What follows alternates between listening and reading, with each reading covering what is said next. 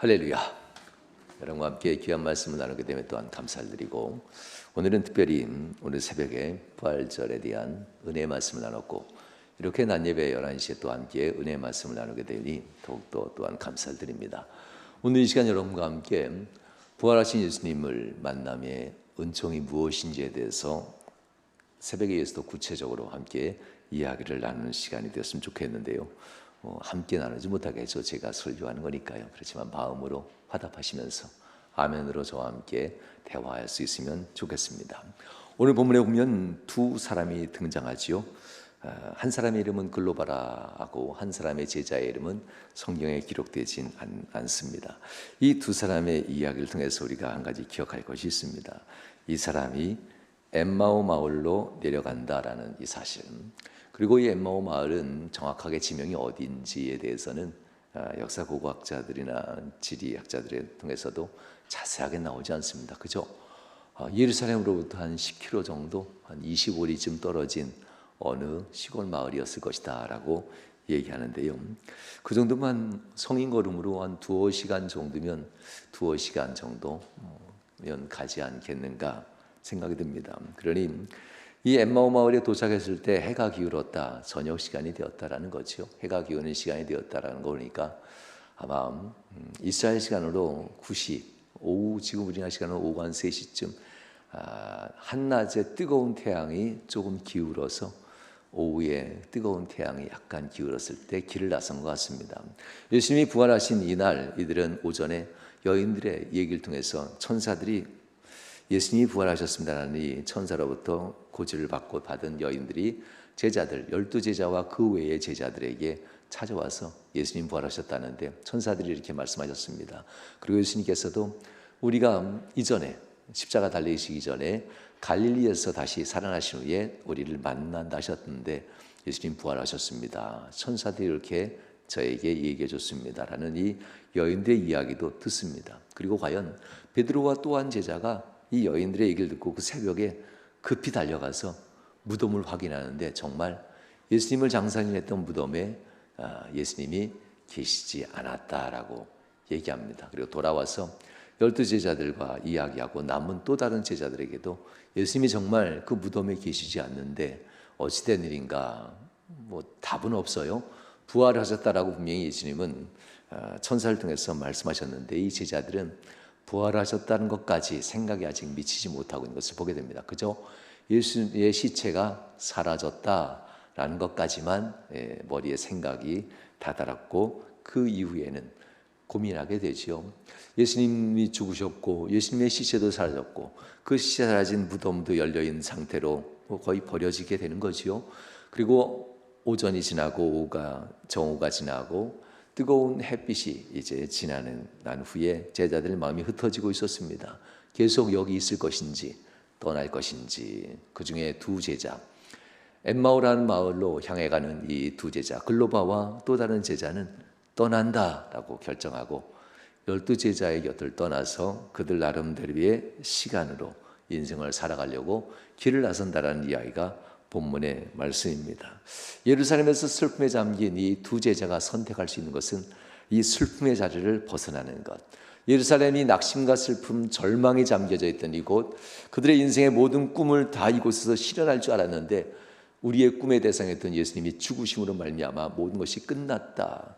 슬픔으로 가득 차버린 그의 인생을 잠시나마 녹일 수 있고 잠시나마 위로받을 수 있는 곧 엠마오라는 이 마을로 가자 해서 이 글로바와 또 다른 제자가 함께 갑니다. 아마 같은 지역 출신이었거나 예수님을 따라 다니기 시작한 이후로 둘이 아주 친해진 사이였겠지요.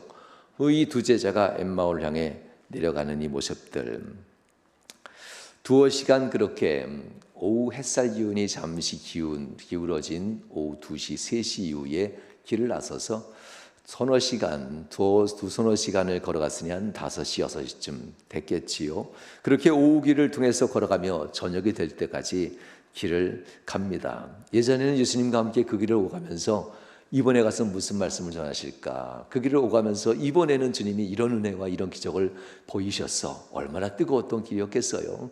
이 길을 오가면서 주님과 함께 3년 동안 갔던 이 길에는 기적이 있었고 은혜에 대한 기적을 대한 은혜 나눔이 있었던 길입니다. 그런데 오늘 본문에 나왔던 이 길은 예수님도 죽으시고 무덤도 파헤치듯 열려버려져 있고 예수님의 시체도 도적 맞았고 예수님의 시체를 사라진 이 상태, 이들은 정말 낙심하고 정처 없이 이 오후 서너 시간을 걸어가고 있었다는 겁니다.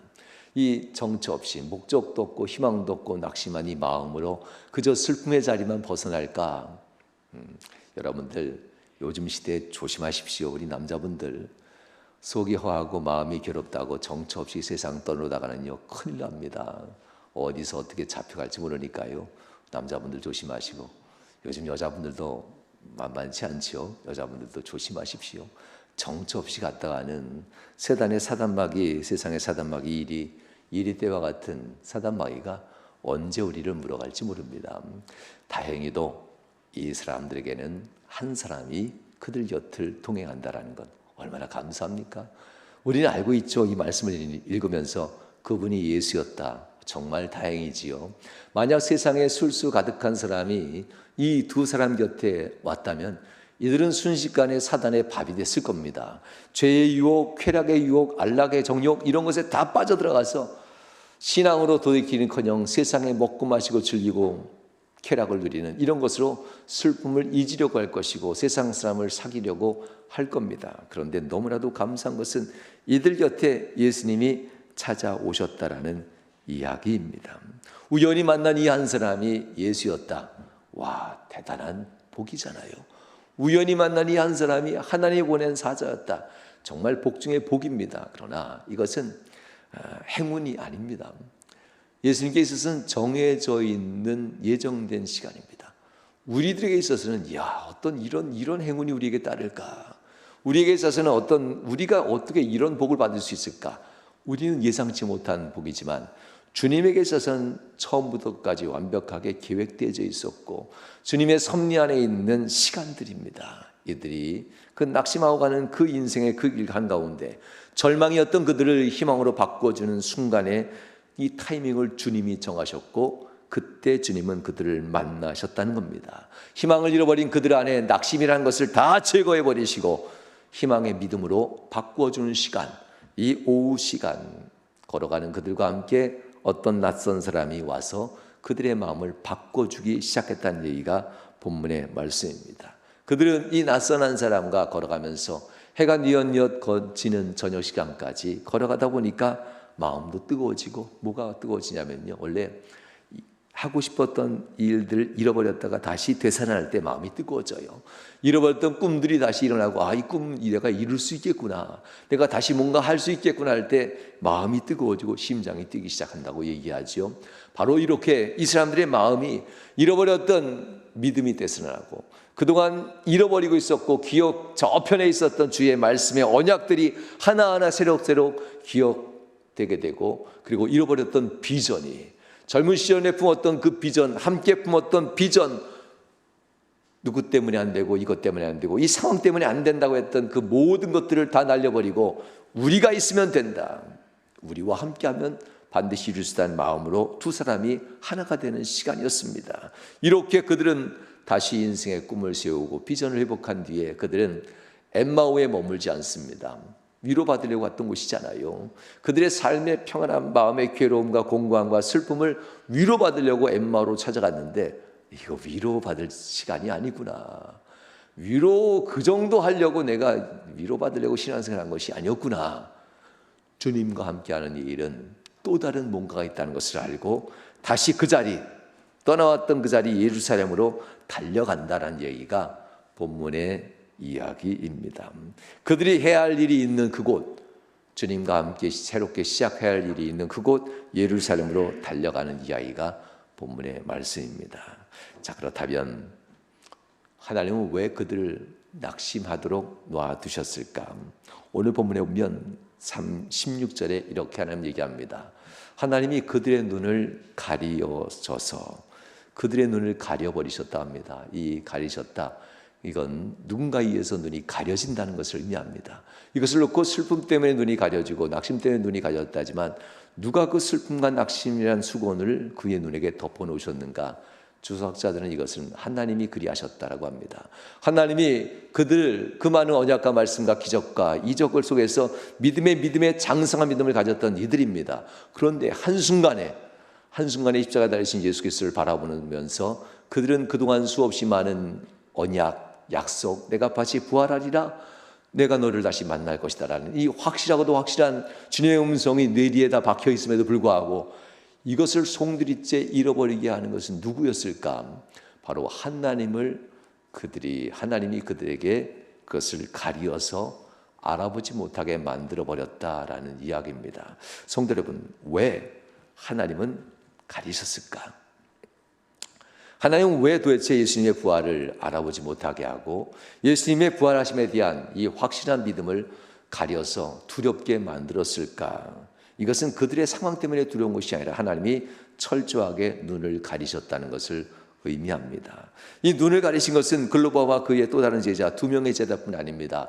12명의 제자들의 눈도 가리셔서 부활 이후의 승리의 기쁨보다는 예수님이 십자가에 달려 죽으신 이 상황 때문에 두려워하면서 떠오는 이러한 연약한 자의 모습을 계속 유지하게 만드는 이유가 대체 뭐였을까? 마리아와 또한 그 외의 여인들에게는 슬픔과 두려움으로 예수 부활에 대한 것을 알아차리지 못하게 했고 12제자와 그 외의 제자들에게는 낙심한 마음으로 낙심났다, 그리고 우리 인생이 실패했다라는 이 두려움으로 그의 눈을 가리셨던 것을 보게 됩니다. 하나님은 그들의 눈을 가리십니다. 그 가리심에는 이유가 있었습니다. 왜 그랬을까? 그들을 위해서였습니다. 지금 보게 하면 안 된다는 것, 지금 보게 하면 감당할 수 없는 상황이 전개된다고 하는 것, 아직 믿음이 장성한 듯하지만 아직 어린아이의 수준의 믿음에서 지금 이 상황을 다 보게 된다면 그들은 지금 세상 말로 무슨 짓을 할지 몰라요. 감당할 수 없어요.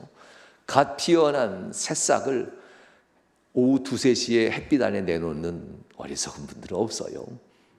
갓 솟아난 새싹들은 하우스 안에서 장렬하게 뜨거운 태양을 잠시 피하죠.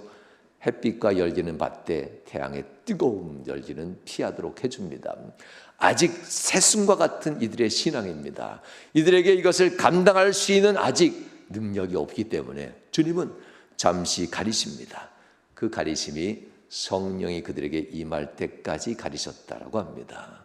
가르치긴 하지만 아직 세상에 나갈 단계는 아니다라는 거지요.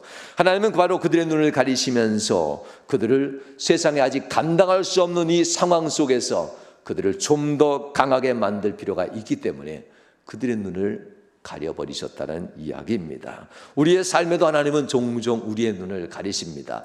믿음이면 다 될 것 같이 행동해서 그래서 믿고 행동하려 하는데 내가 때로는 낙심하게 되는 것, 이걸 믿음을 잃어버렸다 생각하는 분들도 있지만 종종 하나님 우리를 낙심하게 하셔서 잠시 멈추게 하는 경우도 참 많습니다. 우리를 위해서 마치 믿음 아직 준비가 되지 않았음에도 불구하고 뭔가 하려고 한 발짝 두 발짝 나설 때 그대로 놔두면 더 많은 사람이 다치고 더 많은 어려움이 있기 때문에 하나님이 주저앉히는 경우도 있습니다. 낙심하게 하고 멈추게 하는 경우들, 이런 경우들 하나님이 나를 버리셨다라고도 생각할 수 있을 겁니다. 그러나 그렇게 낙심하고 주저앉아 답답한 시간을 보내는 이 12제자와 그 외의 제자들, 그리고 마리아와 그 외의 또 다른 많은 여인들 모두가 다 답답한 시간입니다. 두렵고 슬픔과 낙심 때문에 괴로워하는 시간을 보내고 있습니다. 그러나 한 가지 분명한 것이 있습니다. 우리는 답답해도 하나님은 우리를 반드시 찾아오신다라는 것, 이건 분명한 사실입니다. 우리의 인생의 시간이 고달프고 힘들어서 답답해도 하나님은 반드시 답답하게 만들었던 그 하나님 우리를 반드시 찾아오신다라는 이것입니다. 성도 여러분, 보이지 않게 하신 이가 있다면 보이게 하시는 이도 있지 않겠습니까? 가리신 이가 있다면 가리신 것을 열어주는 분도 있을 겁니다. 그분이 바로 한 분 하나님이십니다.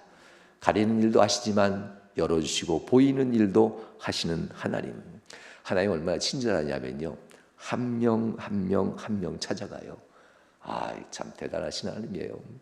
한 명 한 명 한 명 그들을 찾아가고 용기를 주고, 그리고 그들이 씨앗이 되어서 여러 명을 찾아가고 한 번에 500여 성도 앞에서 보이시면서 내가 부활했다라는 것을 증명이라도 하듯 그들을 만나는 것을 보게 됩니다.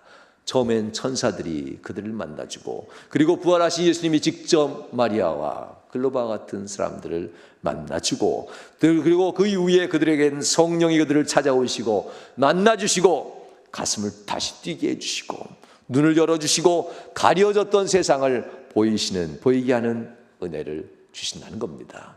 성도 여러분, 그러므로 낙심이 두려운 것은 아닙니다. 넘어지는 것이 두려운 것은 아닙니다. 우리 안에 신앙의 불꽃이 있는 이상 넘어지는 것조차도 하나님의 섭리라는 사실도 기억하시길 주님으로 축원합니다. 주님은 반드시 그들을 찾아가듯 우리도 찾아오십니다. 세상에 넘지 못할 불가능 앞에서 좌절하는 우리들의 그 모습 속에 찾아오실 때 이것 때문에 찾아옵니다. 넘지 못할 세상은 가짜야. 진짜 세상을 보여줄게. 넘지 못할 세상을 자꾸 우리에게 주입하는 것은 사단 마귀가 주는 거짓 세상이야. 진짜 세상은 하나님이 열어주실 세상이 여기 있어 라고 하면서 우리에게 열려주는, 진짜 세상을 보여주는 그 은혜가 부활의 신앙이고 부활의 은혜입니다. 모든 것을 열어줍니다. 사망의 끝이 아니야. 영생이 있다. 모든 것을 열어줍니다. 낙심은 내가 주는 것이 아니야. 나는 너희에게 장래의 희망과 소망과 놀라운 능력을 주려고 너희를 붙들고 때론 주저앉히게 하고 꿇어앉히게도 하고 엎드리게도 하지만 나는 너희를 일으키는, 나는 너희에게 소망과 미래를 주려고 너희를 만나는 분이야. 모든 것에 있어서 나는 능력의 주인이야. 사단 마귀는 우리를 넘어뜨리고 우리를 낙심하게 하고 연약한 자처럼 만들지만 나는 너희 위에 능력을 부어줘서 강력한 신앙으로 나는 만드는 분이야. 하나님은 그렇게 제자들을 찾아온다는 겁니다. 하나님만이 이 일을 할 수 있습니다. 마귀도 종종 거짓의 아비, 속임수의 앞잡이라고 하지요. 마귀도 능력 행하는 것처럼 보여요. 세상 모든 권세가 마귀에게 있는 것처럼 보이고, 세상에 때로는 재물과 쾌락과 안락과 향유가 다 향락이 마귀에게서도 나타나는 것처럼 보입니다. 하나님 없이도 충분히 가능한 것처럼 느껴지게 됩니다. 그러나 파괴입니다. 먹으면 먹을수록 건강해지는 음식이 있지만 먹으면 먹을수록 우리가 정신과 육체를 파괴시키는 세상의 음식들도 있습니다. 조심하십시오. 하나님만이 우리를 더욱더 강하게 생명에서 생명으로 영생으로 이끄는 하나님만이 그 일을 할 수 있습니다. 마귀의 흉내에 우리가 마음을 뺏겨서는 안 될 겁니다. 하나님은 왜 그런데도 우리를 기다리셨을까? 제자들에게 그만의 약속을 하셨으면 당장이라도 예수님이 죽으신 이후에 즉시라도 천사들이 나타나서 두려워 벌벌 떨면서 3일 동안이나 숨겨진 집안에 숨어서 12제자와 나머지 제자들과 여인들이 숨어서 벌벌 떨고 있는데 왜 3일이라는 시간을 기다렸었을까? 처음부터 그날 밤부터 예수님이 달려들어가시면서 6월절 밤 그 밤 시작한 그날부터 주님이 하나님이 좀 찾아가셔서 위로 좀 하시고 그리고 소망 좀 주시고 하나님이 직접 현몽하셔서 꿈 가운데 이상관상 중에 말씀을 처음부터 해주시면 얼마나 좋습니까? 그런데 하나님은 왜 도대체 예수님이 부활하실 때까지 기다리셔야만 했을까? 그것은 이 부활의 소식은 그저 그런 선물이 아니에요.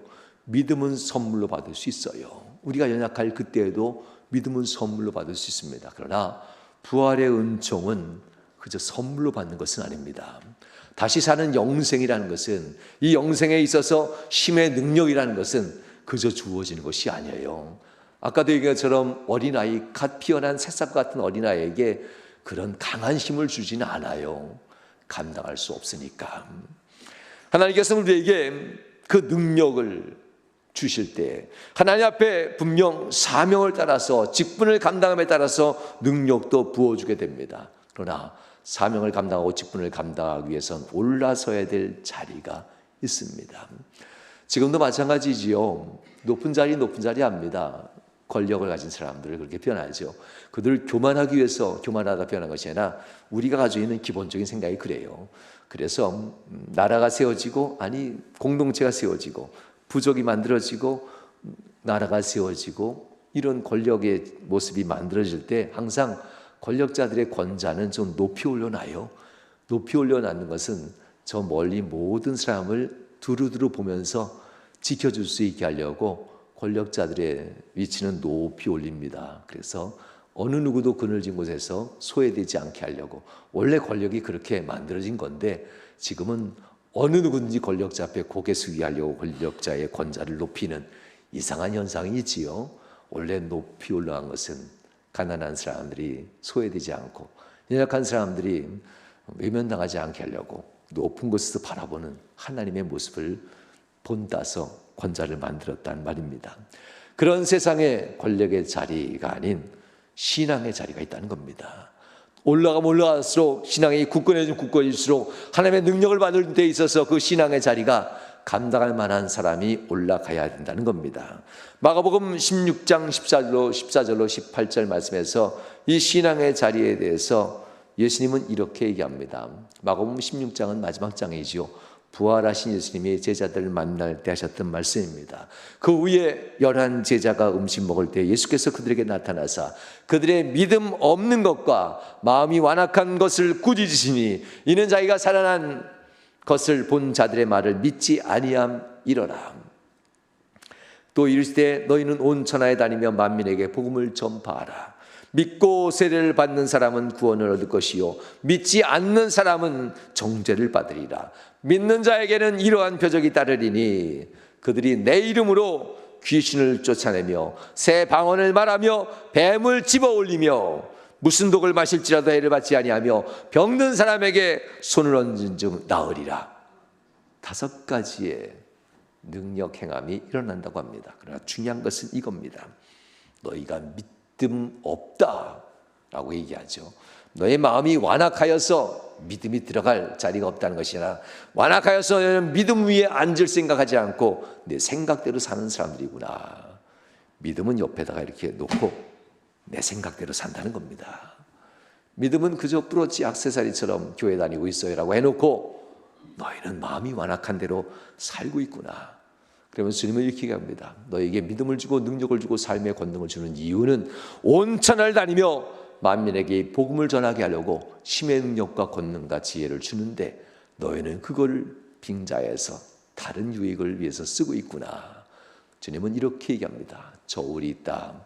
믿음이 있어서 믿음의 자리가 저울추가 내려가 올라간다면, 믿음의 자리가 무거웠다면 곧 믿고 세례를 받는 사람은 구원을 얻을 것이지만 믿음이 없어서 저울추가 내려가 버리면 너희는 너무나 가벼운 자가 되기에 구원을 받지 못할 것이다.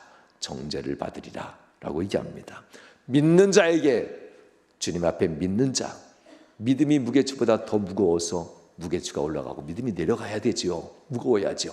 이런 믿음을 가진 자에게는 이런 표적이 따르리니 귀신을 쫓아낸다. 내 이름으로 귀신을 쫓아내고 새 방언을 말하고 뱀을 집어올리고 무슨 독을 마시자도 해를 받지 아니하고 병든 사람에게 손을 얹은 즉 나으리라. 지금 우리에게도 주시는 능력입니다. 성도 여러분, 신앙의 자리엔 이런 역사가 일어납니다. 신앙의 자리엔 이런 능력을 주십니다. 신앙의 자리에 올라가면 이런 역사를 보게 됩니다. 그 스스로가 의심해서 믿음으로 예수만 믿고 예수를 따라가는 이 모습들, 신앙의 자리엔 무엇이 있을까? 잃어버렸던 것들입니다. 이 제자들이 예수님이 십자가 달리시기 전, 부활을 하시기 이전에 예수님과 말씀과 함께 있는 듯합니다. 예수님의 가르침과 예수님의 은혜와 예수님의 언약 함께 있는 듯합니다. 기적과 이적과 능력이 나타날 때, 주의 말씀이 그들과 함께 할 때 내가 믿나이다. 내가 주님이 죽는 자리까지 함께 가면서 내 믿음을 지키겠나이다. 주님이 어디로 가든지 나는 따라가겠나이다. 믿음이 정말 대단한 것처럼 보였어요. 십자가에 달리시기 이전에 제자들이 했던 얘기들이에요. 그렇지만 실제적으로 십자가에 달릴 때 그들은 믿음이 어떠한가를 보여줬어요.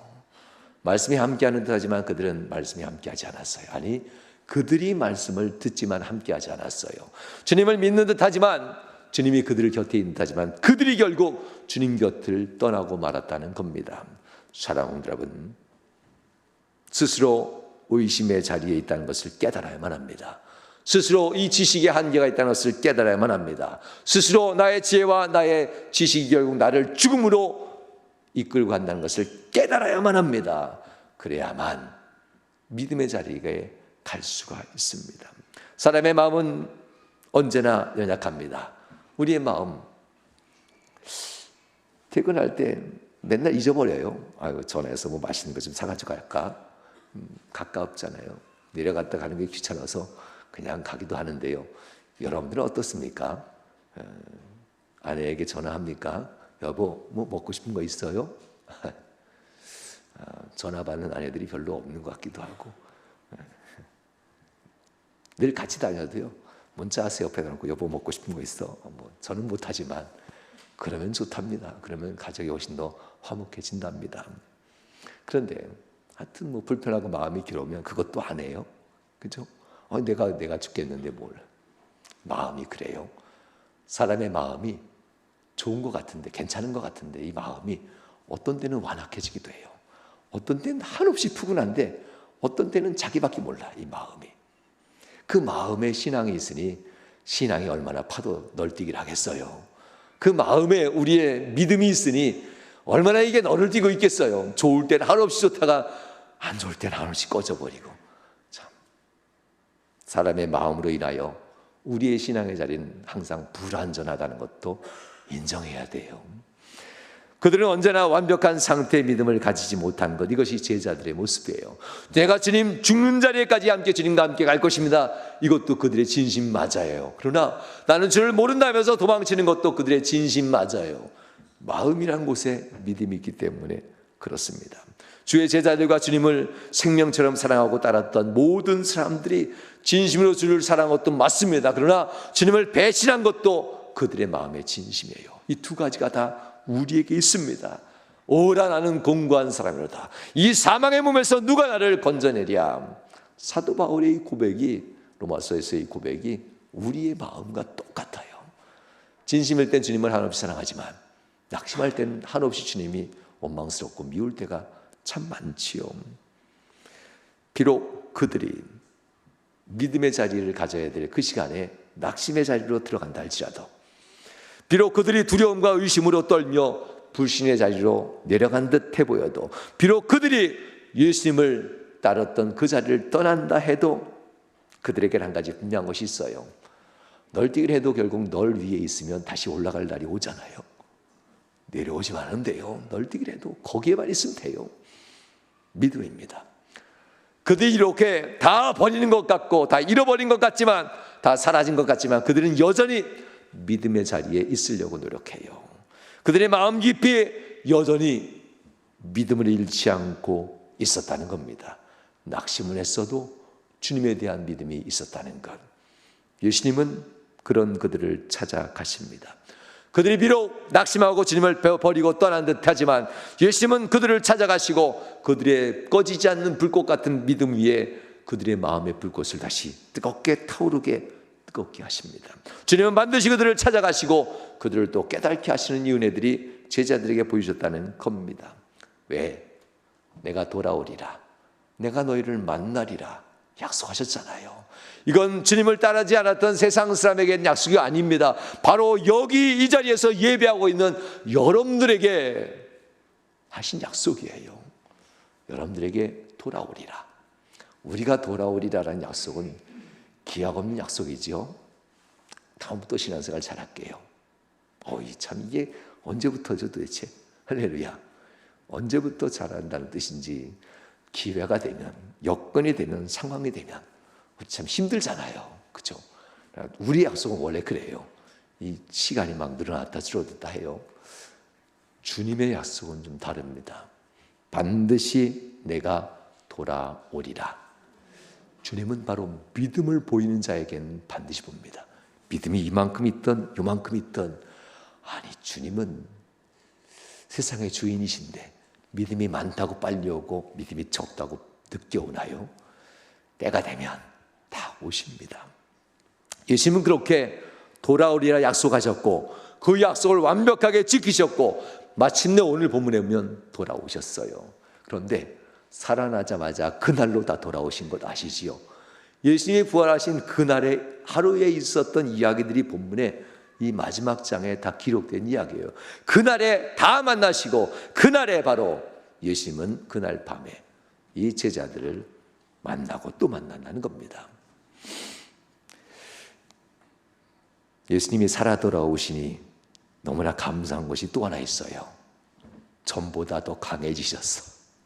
아이 참, 전에도 강하셨는데 십자가에 달리시에도 정말 강하셨어요. 감히 예수님이 좀 피곤하다, 배고프다 하는 것 빼고는 강하셨어요.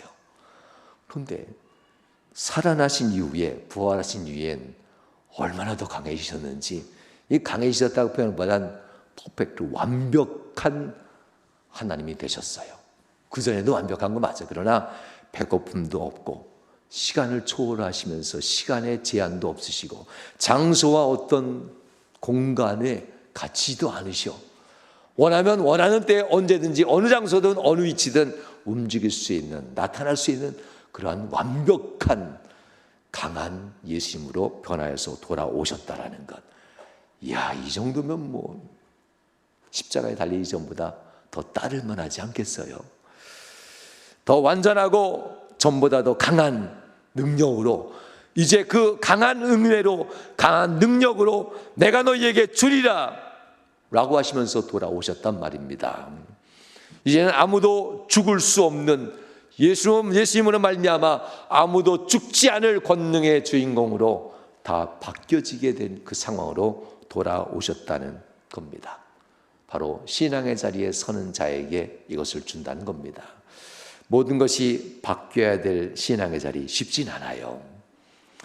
바꾸려면 애초에 그 자리 가지 말아야죠. 할렐루야. 여러분, 찔르라고 한 말이 아니에요. 술, 담배가 얼마나 지독한지 아시지요? 이거 못 끊으시더라고요. 끊는 분들의 대부분의 고백이 있어요. 그렇게 좋던 술 맛이 쓰디쓴 더러운 맛으로 느껴지게 될 때 끊는다고 하더라고요. 아니 예수 잘 믿는데 술 맛이 이렇게 달콤한데 어떻게 못 끊어요?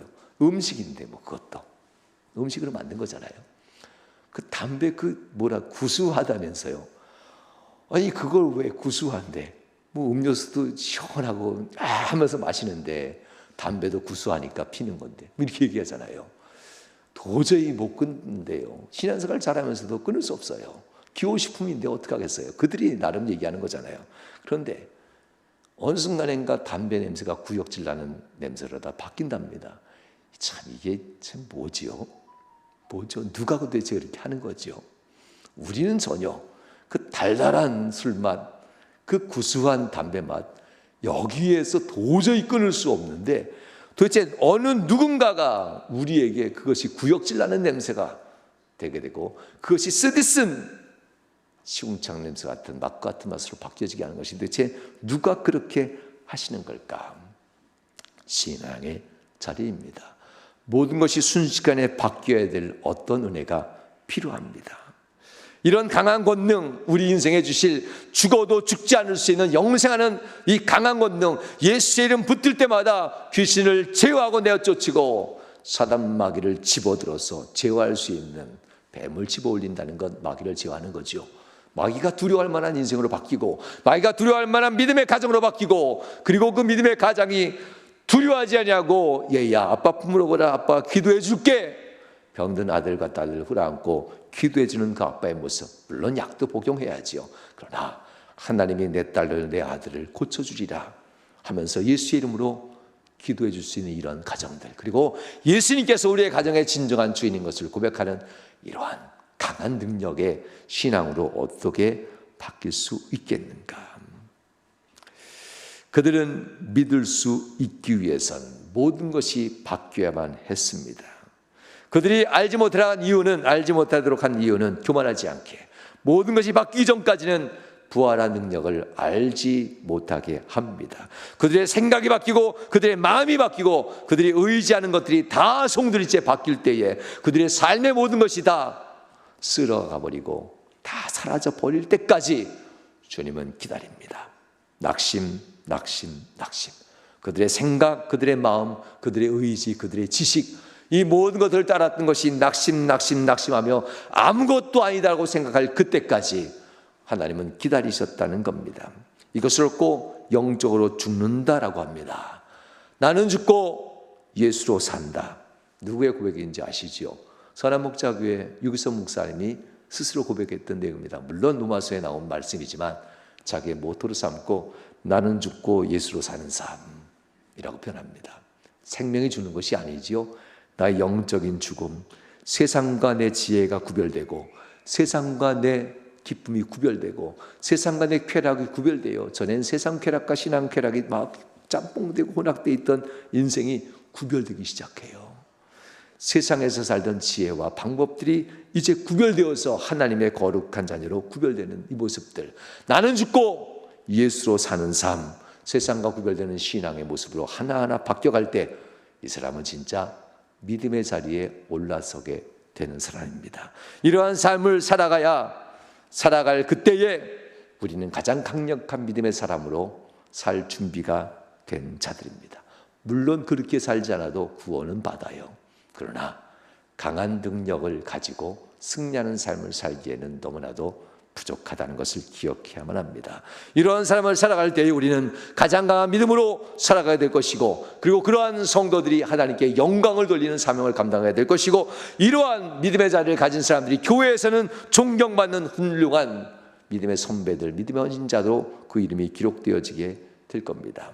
아무도 죽을 수 없는 권능 가운데로 들어가는 것, 곧 예수를 영접하고 예수의 영생 안으로 들어가 영생의 사람이 되는 것, 믿고 의심하지 않는 자들, 이런 사람이 된다는 겁니다.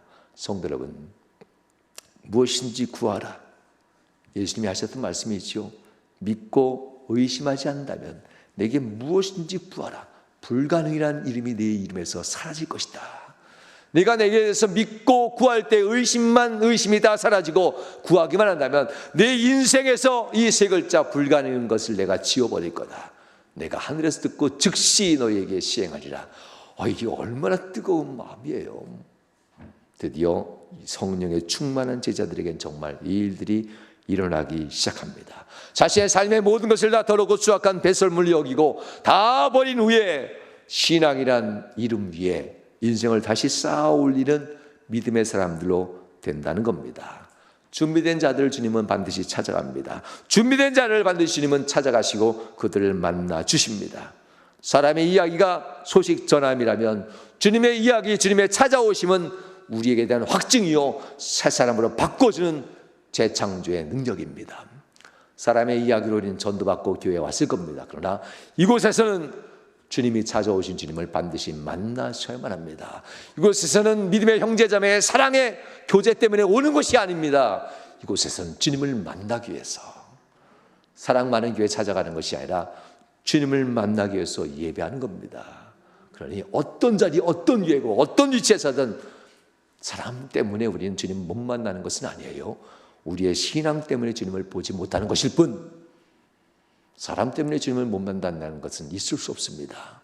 제자들은 모든 낙심의 그 고통 가운데서도 주님을 만나지 않습니까? 그들에 비하면 우리는 얼마나 편안하게 신앙생활하고 얼마나 이 세상 말로 호화호식하듯 좋은 예배당에서, 좋은 조건에서 이 예배를 드리고 있습니까? 우리가 믿을 수 있는 것은 바로 준비된 자에게 예수님이 찾아가신다는 것. 우리가 믿을 수 있는 것은 나를 잘 섬기는 목사님이나 장로님이나 권사님이 있는 교회를 찾아가는 것이 아니에요. 우리가 정말 믿을 수 있는 것은 준비된 신앙, 내가 준비되어지고 내가 믿고 의심하지 않는다면 주님이 나를 반드시 찾아오신다는 것, 이것 때문에 교회에 오는 것이고 이것 때문에 우리가 예배 드리는 겁니다. 나를 기다릴 어떤 사람 때문에 가는 것이 아니라 나를 찾아오실 주님 때문에 교회에 오는 겁니다. 그리고 주님은 바로 그런 사람을 만나시고 내가 세상 끝날까지 내가 너와 함께 할 것이다 라고 약속해 주시는 겁니다. 여러분, 오늘 우리가 글로바의 일행처럼 우리도 실망하면서 길을 가게 됩니다. 오늘 갈 수 있고 널뛰기라고 얘기했잖아요. 언젠가 또 우리가 믿음조차가 떨어질 날이 올 겁니다. 세상 사는 이상 어쩔 수 없어요. 늘 한결같이 똑같을 수는 없어요. 신앙이 올라갈 땐 그때 기도하고 다 잡으십시오. 내려갈 땐 인내하고 견디는 믿음으로 가셔야만 합니다. 그 하늘과 그 바다와 그 바람, 그 풍랑, 이것이 우리를 눈물 짓게 하고 고통받게 하고 그 하늘이 천둥과 번개로 우리를 두렵게 만들고 그 바다가 일렁이면서 우리의 인생을 다 집어삼킬 것 같이 정말 집어삼키고 침몰할 만큼 고통 가운데 그 풍랑이 우리를 고통으로 몰아간다 할지라도 다 누구의 것입니까? 마귀의 것 아닙니다. 그 하늘, 그 바람, 그 풍랑, 그 폭풍, 그 바다의 그 파도 다 하나님의 것입니다. 잊지 마십시오. 그것 다 하나님의 것입니다. 하나님이 꾸짖으면 멈춰야 되고 하나님이 명하시면 그쳐야 되는 것이 세상의 하늘이요 바다라는 사실 절대 잊지 마십시오. 잠시 잠깐 우리 앞에 풍랑이는 폭풍우가 몰아올 수 있습니다. 풍랑이는 바다에 풍랑이 일어날 수 있습니다. 그러나 그것을 다스리는 분은 하나님이라는 사실, 하나님은 모든 것을 통하여서 모든 것을 합력하여서 우리에게 다가오시는 분, 우리 곁으로 오시고 우리를 다시 만나주시는 분이라는 사실도 잊지 마십시오. 우리 가장 실망한 것이 뭡니까? 사업 실패, 인생의 괴로움, 우리가 육체의 질병이지 않겠어요? 육체가 공고하고 마음이 병들고 육체가 병들었을 때 우리는 얼마나 실망합니까? 그래도 그 모든 것을 주관하시고 주인 되는 분은 하나님, 내 육체의 주인도 역시 하나님. 내가 아프면 하나님은 얼마나 아프겠어요?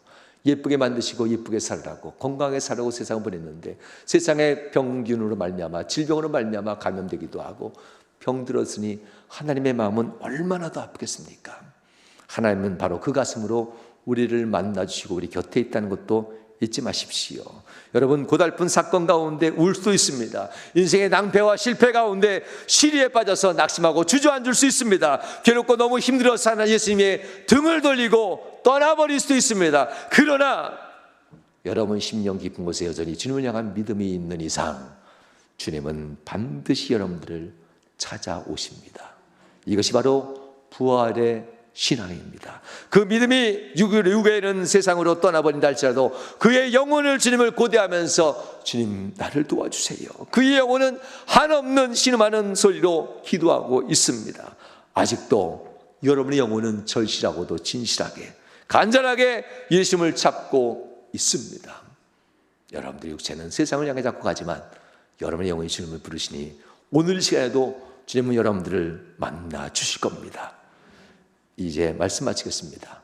부활절의 이 예배를 통해 여러분을 찾아오시고 만나주는 주님은 반드시 오신다. 반드시 오신다. 낙심했던 우리의 마음을 뜨겁게 변화시키기 위해서 반드시 오신다. 식어버린 믿음을 불같이 타오르게 하시기 위해서 반드시 우리 곁에 오신다. 잃어버린 것을 회복하게 하기 위해서 반드시 우리 곁에 오신다는 믿음을 가지시길 주님으로 축원합니다. 그렇게 될 때에 우리는 울 수는 있지만 더 이상 슬픔에 빠지지 않는 성도가 될 겁니다. 그렇게 될 때 우리는 낙심할 수는 있지만 시리에 빠지지 않고 주저앉지 않게 된다는 것도 기억하십시오. 그렇게 될 때 우리는 더욱더 강해질 것이고 그렇게 될 때 우리는 완벽한 승리의 사람으로 서게 될 것이고 그렇게 될 때 여러분의 가정을 믿음으로 여러분의 교회를 부흥하는 여러분들의 헌신자로 서게 될 겁니다. 여러분을 찾아오신 예수 그리스도 못 알아보는 일 없도록 주님과 더불어서 깊은 대화를 연시고 주님과 더불어서 은혜의 시간 꼭 잡는 부활의 신앙으로 회복되시길 주님으로 축원합니다.